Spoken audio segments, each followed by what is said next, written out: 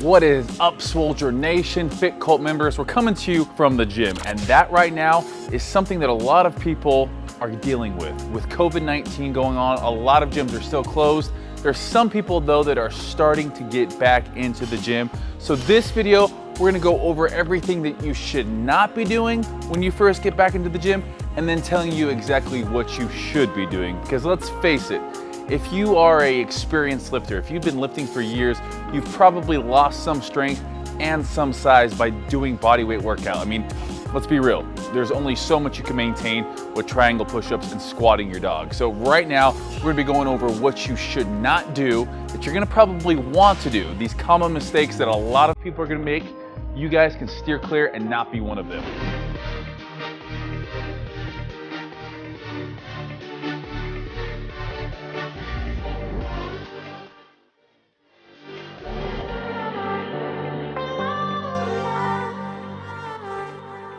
All right, so the first thing that a lot of people are gonna probably want to do when coming back into the gym is testing their 1-rep max. This is something you should not do. We get a lot of people on our programs because we test every so often, or if someone signs up, they always go through a testing phase. We get it, you're significantly weaker the day you get back into the gym, so the thought of retesting your maxes and basing your next training cycle on those numbers can be appealing. The only problem with this is that you'll gain most of your strength back really quickly. So if you're hitting it hard again, all that strength's gonna come back in 2 to 4 weeks. So instead of retesting all of your maxes, what you should do is train according to how you feel. Now, there's a right way to do this and a wrong way to do this. Typically, you base things off of percentages. If you keep a notebook or if you're training in our app, you know what your percentages are. We give those to you.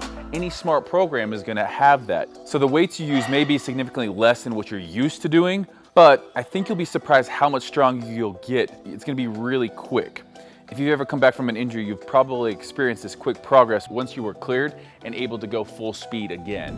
All right, the next tip is to not go overboard on cardio. Now, if you've been at home staying up with your conditioning, it's typically a little bit easier than staying up with muscle mass. So a lot of people have probably even maybe gotten better shape in terms of their cardio capacity during this. But if you're like me, you've probably let yourself get a little bit fluffy, and that's okay. What you need to do though is ease back into cardio. And the reason for this is because if we're looking to gain muscle and you do tons and tons of cardio, those two things are diametrically opposed, and you're not gonna be able to get those gains back as fast as if you were to do a moderate amount of cardio. So a lot of people are probably thinking, when the lockdown is over, I'm gonna wake up, do my cardio every single day to get into that summer physique shape.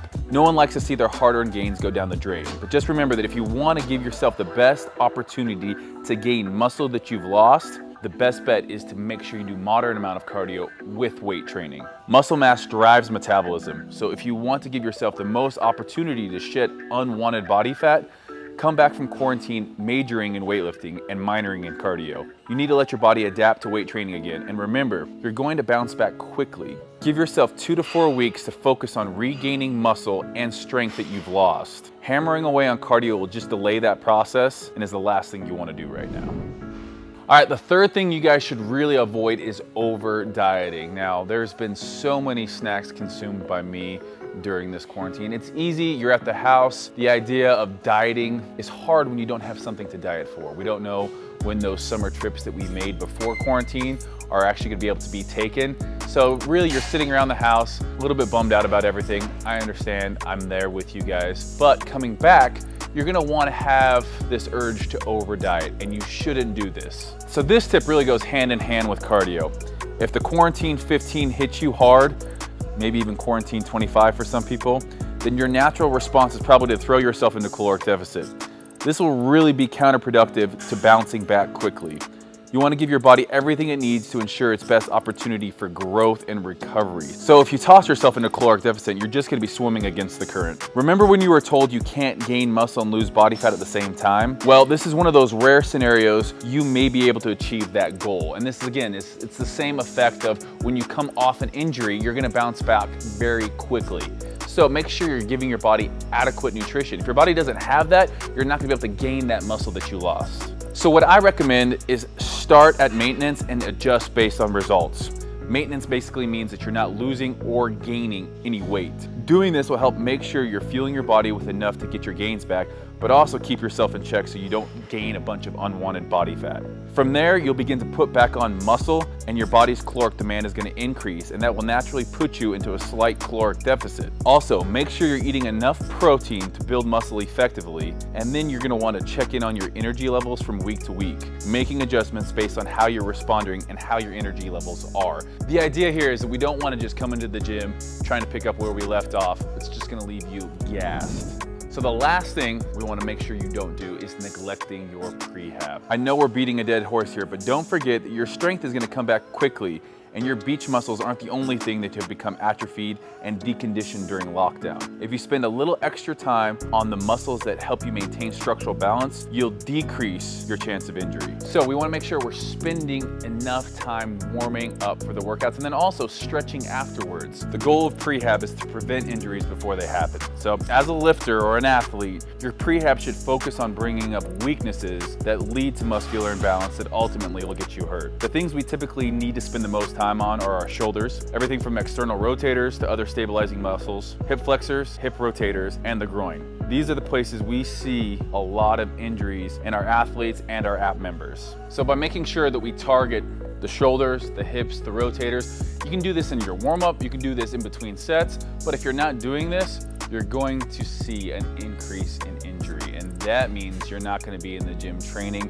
You're going to be at home, depressed, even longer possibly than you were during quarantine. So hopefully you guys have seen from this video what you guys shouldn't do. I know a lot of people are going to be excited, ready to get back and want to just jump back in, but you also need to realize your central nervous system hasn't been doing heavy lifts. It hasn't been doing those deadlifts. It hasn't been doing those high impact cardio sessions of sprinting on an incline treadmill.